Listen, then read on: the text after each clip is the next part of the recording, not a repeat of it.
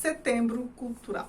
Olá pessoal, tudo bem? Eu sou a Carmen e hoje eu vou mostrar para vocês tudo que eu li e comentar tudo que eu assisti no mês de setembro. Também vou comentar tudo que eu tenho de livros novos, daria até um vídeo à parte, mas eu tô sem tempo para gravar. Comprei alguns e recebi outros muitos, então assim, tem muito livro para mostrar aqui. Vou indicar também vídeos no YouTube, então assim, o vídeo vai ser longo, eu vou deixar até aqui embaixo a minutagem, quando eu estiver falando de cada coisa, caso você se interesse só pelas novas aquisições, ou só pelas séries e filmes que eu vou comentar, ou só o livro, mas eu aconselho você assistir tudo, tá? Como sempre, vou pedir para vocês se inscreverem neste canal, caso vocês não sejam inscritos ainda, que curtam esse vídeo, me sigam no Instagram, o Que Vi do Mundo, e que vejam as opções para membros, né? Agora a gente tem essa opção para membros, 2 níveis, nível 1.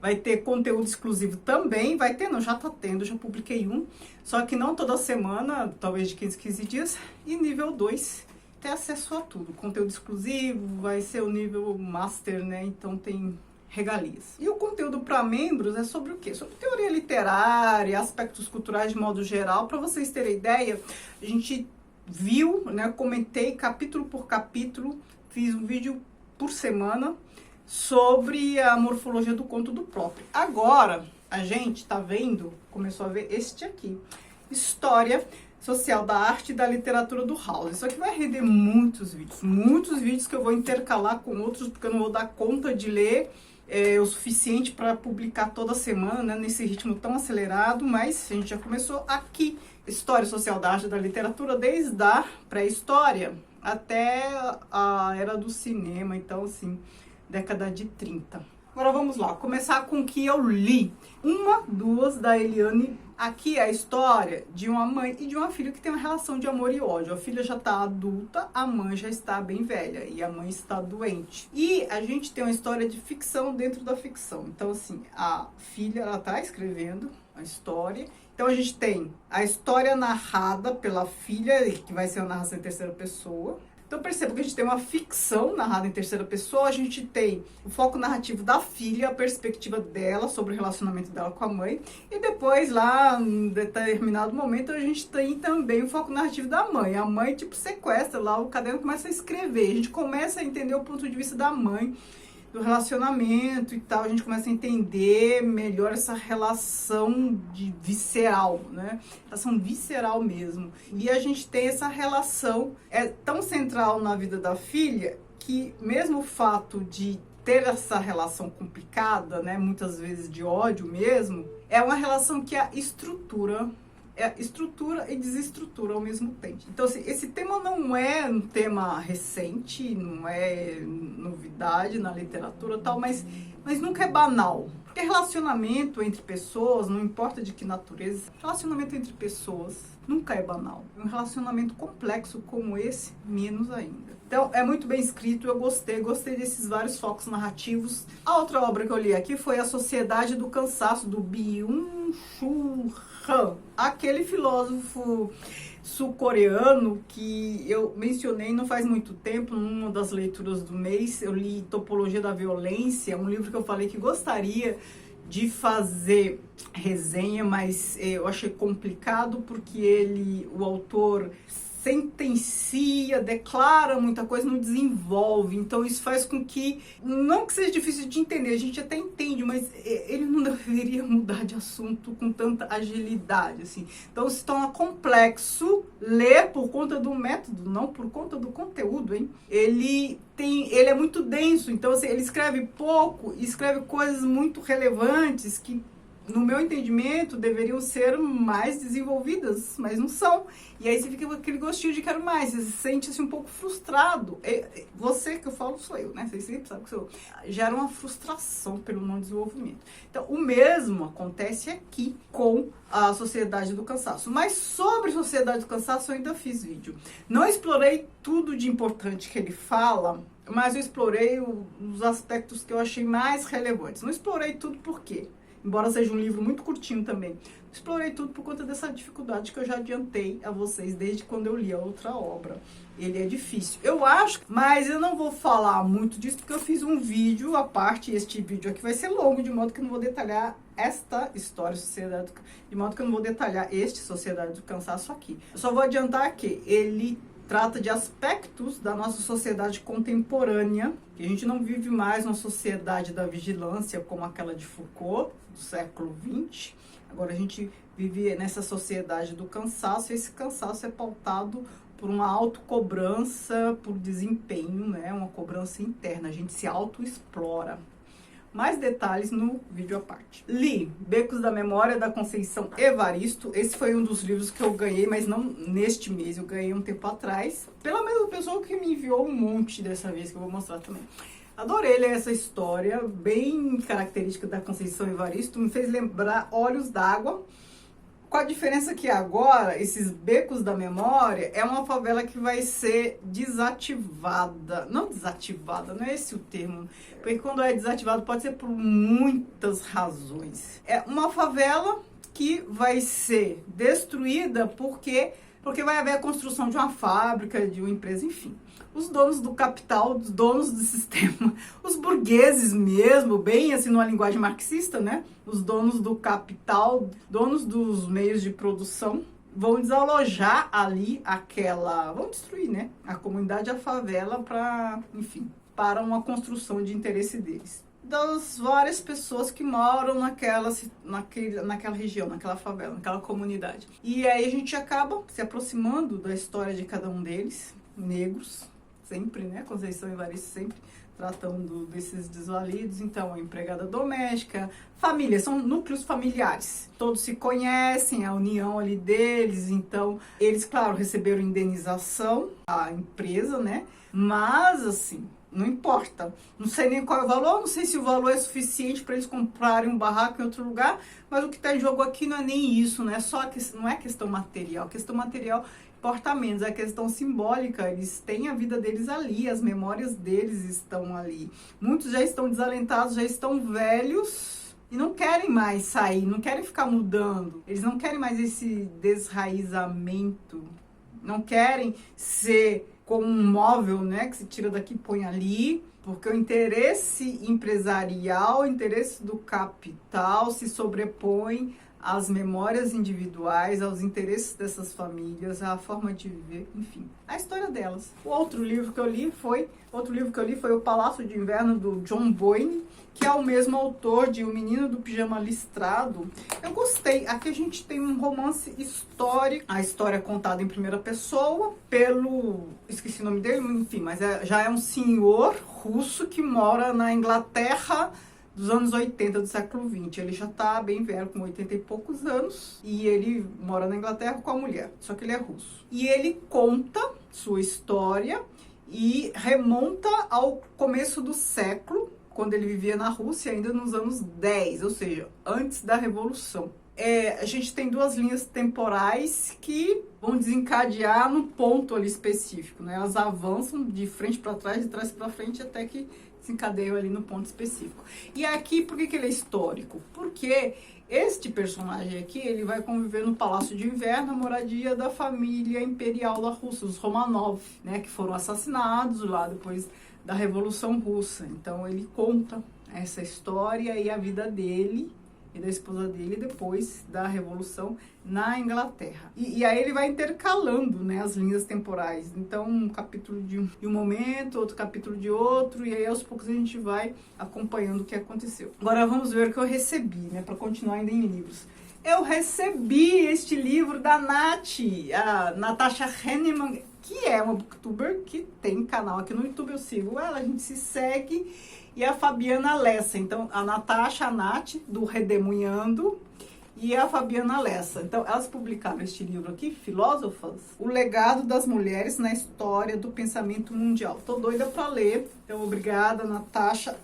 Agora eu recebi dessa minha seguidora que sempre me manda um monte de livros, Tatiana Tibuleak, O Verão em que Mamãe Teve Olhos Verdes, uma autora que eu não conheço, ela é romena, pelo que eu tô lendo aqui, uma autora nova para conhecer Muito obrigada. Não vou falar o nome porque ela pede para não revelar a identidade dela.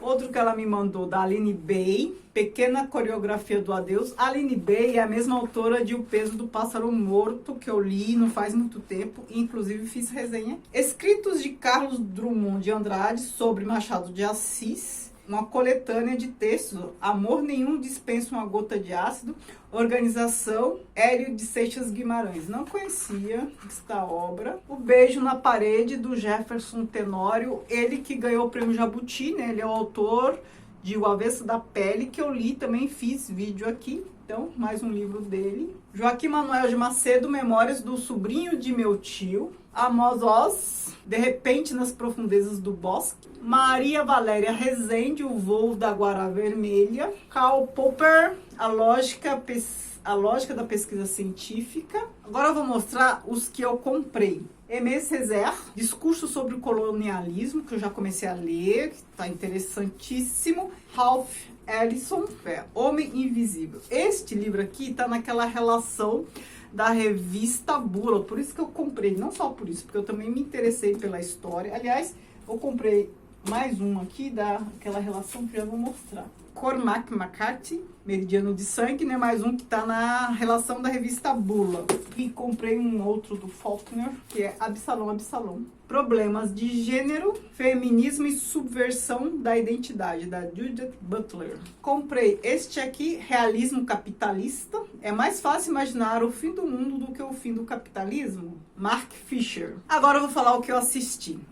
Eu assisti, sobretudo, série na Netflix. Eu assisti um filme na Amazon e as outras séries na Netflix. Eu assisti Better Call Saul, que é o spin-off do Breaking Bad. Série que é muito boa, né? A gente fica com desconfiança em relação ao spin-off. A gente, sempre eu, né? Fica com desconfiança, mas essa é muito boa. Aqui é o advogado engraçado e corrupto que aparece lá na outra série. Aqui a gente tem a história de vida dele, né? Não começa desde a infância, começa já adulto, mas a gente conhece família, né? Irmão, mulher, e como ele se tornou o Saul Goodman. Então, todo o processo. E eu achei essa série muitíssimo bem feita, porque as interpretações são muito boas, o ator é ótimo, a atriz também, que faz a namorada dele.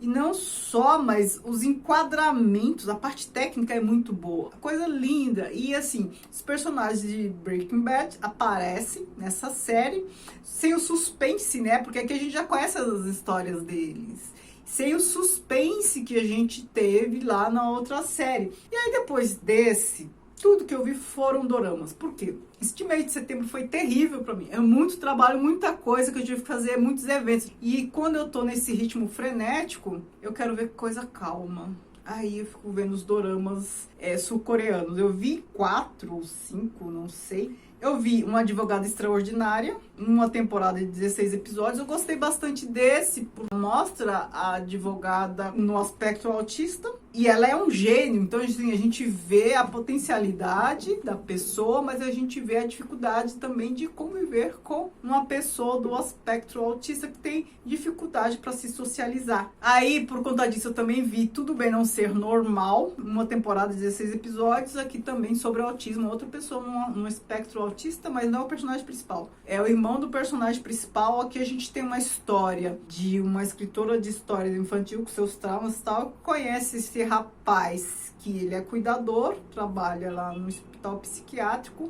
com vários doentes e tem um irmão no espectro autista e é o encontro deles, né? Eles vão se envolvendo e tal. Eu achei bem interessante essa série, só que eu acho que eles perderam um pouco de qualidade. Com a história toda, né, que a gente teve desde o começo, dava pra ter desenvolvido bem melhor. Passarela dos Sonhos, que é uma recentezinha também, uma temporada de 16 episódios. Essa, de todas que eu vi 5, essa foi a que eu menos gostei. É a história de um rapaz que é modelo e aí toda a luta dele para fazer sucesso. Aí ele conhece lá a moça que é maquiadora, eles têm um relacionamento. Mas assim, o romance deles não me convence, né? É um casal com química, não achei. E a história também, eu achei que não tinha argumento suficiente para uma série tão longa, 16 episódios. Ficou faltando ali. Ficou faltando história pro tamanho, entendeu? A outra série que eu assisti, Pousando no Amor. Essa já é bem boa. Uma temporada de 16 episódios. uma moça lá, riquinha, da Coreia do Sul, que vai testar lá a roupa da empresa, que a empresa dela tá lançando e tal, de paraglider. Só que aí ela pega lá uma corrente errada de vento, essas coisas, e vai parar na Coreia do Norte. E a gente sabe, a Coreia do Norte tem um regime fechado. Você cai lá, você não consegue sair. Então, ela tenta sair, ela cai literalmente em cima do cara lá do exército da Coreia do Norte, enfim. E aí a luta dela pra sair de lá, e aí todo o processo de apaixonamento dos dois. Essa série é muito boa, por quê? Primeiro, os personagens são bons, a personagem dela é muito boa, e assim, o casal tem uma química fora de série, a gente percebe.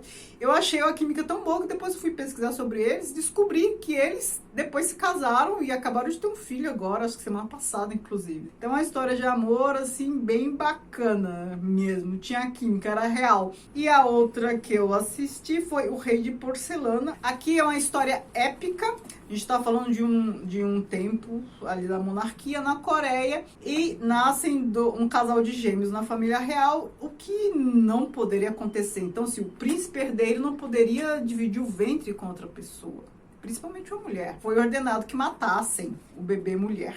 E aí a mãe não quis, então assim, escondeu a filha e tal. E depois os dois irmãos se encontram, assim, quando tinham 12 anos, mais ou menos. E aí a gente sabe, né? Ficção. Toda vez que tem gêmeos, um pega o lugar do outro. Matam o príncipe por engano e aí a menina assume o lugar dele, né? Acaba vivendo como príncipe por um grande período. É claro, tem história de amor. Dessas 5, a única que eu não gostei tanto foi Passarela dos Sonhos mesmo. Vi o filme na Amazon, A Maratona de Brittany, que é um filme baseado na história real de uma moça que estava acima do peso e tal, depois ela perdeu peso e até correu a maratona. Então, não gostei muito, porque eu achei que poderia ter sido mais aprofundado, mais consistente. Quero indicar 2 vídeos para vocês com a temática política. Se você é de direita, não importa. Se você é de esquerda, não importa. O que eu acho que é importante é a gente entender conceitos. Se você é de direita e quer descer o rei na esquerda, desça o rei com consistência. Saiba do que está falando.